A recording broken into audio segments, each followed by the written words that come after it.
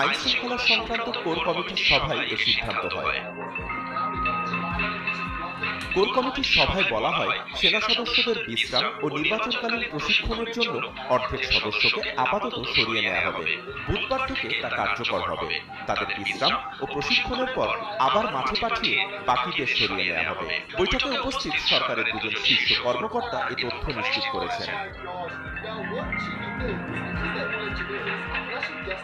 একটি সূত্র জানিয়েছে, সেনাবাহিনীর সদস্যদের সরিয়ে নেওয়ার আরেকটি উদ্দেশ্য হচ্ছে তাদের তুলে আনার পর মাঠে কি ধরনের প্রতিক্রিয়া তৈরি হয়, আইন শৃঙ্খলা পরিস্থিতি কতটা স্বাভাবিক থাকে, সরকারও সেটা দেখতে চায়। দীর্ঘ সময় ধরে সেনাবাহিনীকে মাঠে রাখার কারণে নানাবিধ জটিলতা তৈরি হচ্ছে। যদিও আগামী ত্রয়োদশ জাতীয় সংসদ নির্বাচনের সময় মাঠে সেনাবাহিনী মোতায়েন থাকবে।